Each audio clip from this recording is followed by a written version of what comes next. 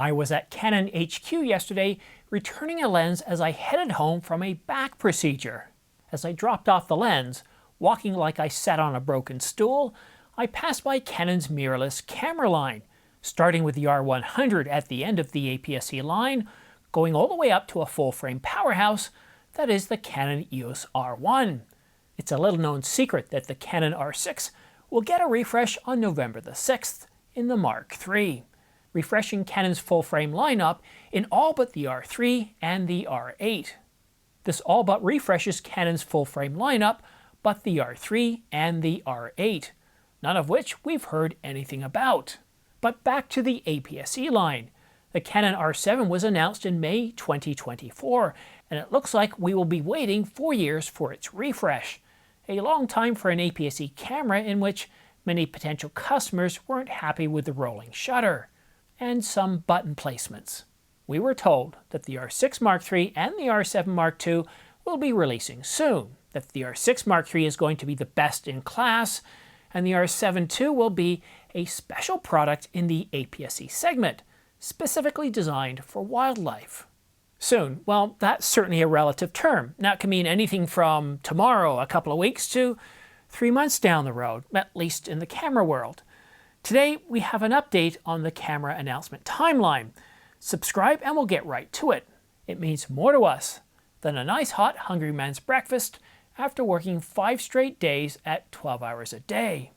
Hi, I'm Simon, your trusty camera news investigator that scans the news and rumor sites, patent applications, and pro forums so that you don't have to.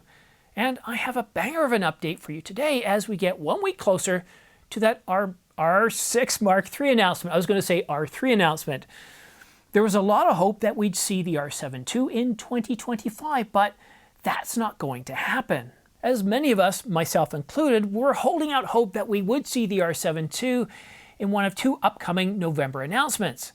We can confirm that the follow-up to the R7 will come sometime in the first half of 2026.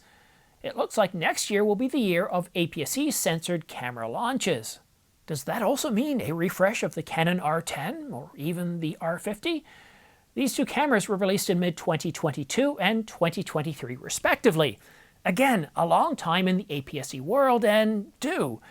Canon is traditional and does not like to announce full frame and APS-C together, at least until they don't.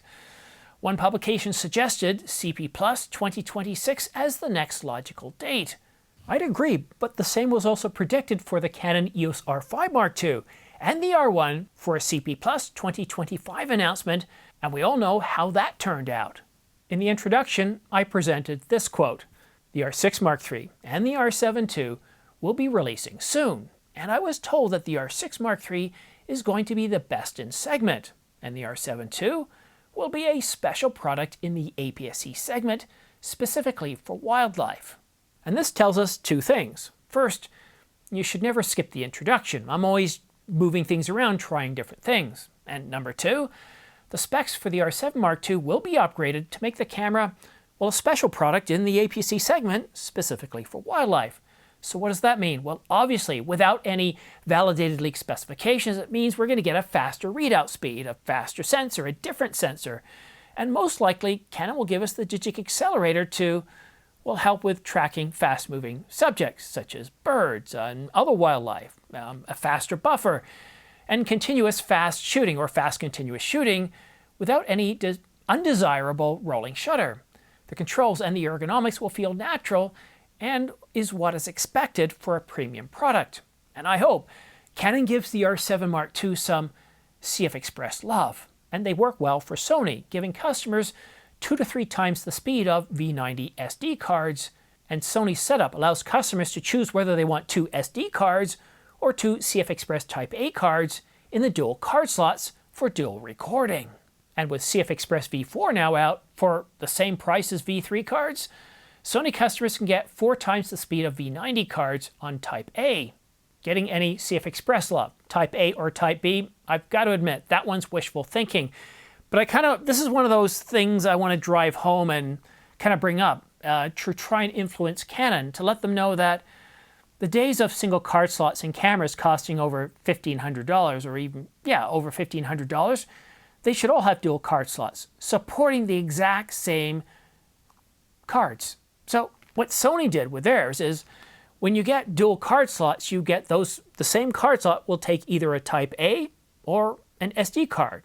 So you can put 2 SD cards in the camera, or you can put 2 CF Express Type A cards in the camera. Doesn't take up a lot of space, doesn't generate a lot of heat. And Canon could do that in their cameras above, well, $1,500, up to a certain point where they say, okay, you know what, now we're going to put dual CF Express Type B cards in. Maybe start with the R5, maybe the R6, I don't know, but this whole mix and match that Canon's been doing, all the way up to the $59.99 Canon EOS R3, it's not helping. Canon, it reminds me of when you used to cripple your cameras. Putting dual CF Express Type B cards in the R5 isn't going to stop people from buying the R1. It just isn't. They're aimed at 2 completely different groups. You know that, you've designed it that way, and changing out the cards isn't going to change that. But what you're going to do is improve the user experience for those of us that are using the camera. Same with the R6 Mark III. We all know you're going to have to put CF Express Type B in there, but we all know you're also going to put just one. So while it is wishful thinking, it does fit in well. Having at least one CF Express Type B card slot fits in well with being a premium product or a premium special product for wildlife photographers. A single CF Express Type B card slot would allow for much faster transfer speeds, and that's really huge. You're out there shooting thousands of photos, you come back, you can transfer them off really quickly, or because of the speed of the cards, you can actually transcode and edit right off the card. V4 CF Express cards deliver sustained write speeds of 3.5 gigabytes per second and reads of 3.7 gigabytes per second. If you're shooting wildlife, or anything else for that matter, and aren't ready to move on to a full-frame camera, keep an eye out on the R7 II. APS-C cameras offer advantages over full frame. They're not subservient. They give us a 60% crop, turning the RF 100 to 500 millimeter into a 160 to 600 millimeter. Take that, Sigma. Now, they do gather less light, not great in low light conditions like dawn and dusk, but helpful in noonday sun, where they're less likely to, well, risk overexposure before needing ND filters. And of course, there's the cost factor, low barrier to entry. Well, that being said, many wildlife photographers in the marketplace for the R7 often buy full-frame lenses like the 100 to 500, which I've actually got in at Canon right now for an 11-point cleaning. I'll keep you posted when the official specs land. Meanwhile, consider whether to upgrade now or wait. What features you would like to see in the R7 II. Are you looking for a faster burst rate, faster readout speed, 8K video, 6K oversampled, 7K oversampled, 4K, dual CF Express card slots, or CF Express period? Comment below, and don't forget to hit that subscribe and click the bell so that way you're the first to hear about R7 II rumors that turn into an announcement. And as always, much appreciated, never taken for granted. Thanks for watching. I appreciate you being here.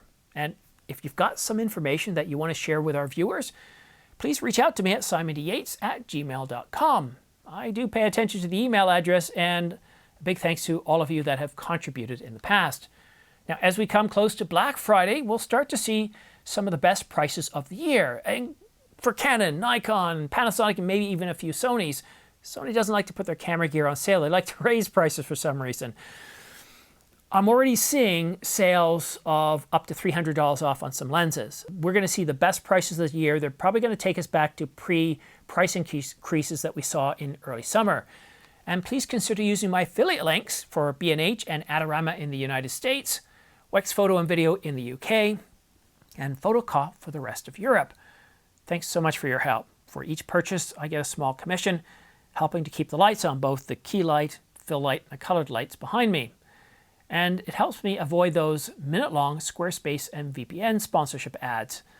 Now, on some of my favorite channels, I've seen some of these ads approaching 5 minutes long. It doesn't ring right with me. By using the affiliate links, I don't have to turn every video into a vehicle for a sponsorship. And I don't have to worry about putting out videos that aren't going to get as many views, but are of interest to my audience. So I'd like to conclude with this. Thank you so much for watching, for your support, for using my pre-order links. It's very much appreciated. We'll see you again soon, most likely tomorrow. Cheers. Bye-bye now.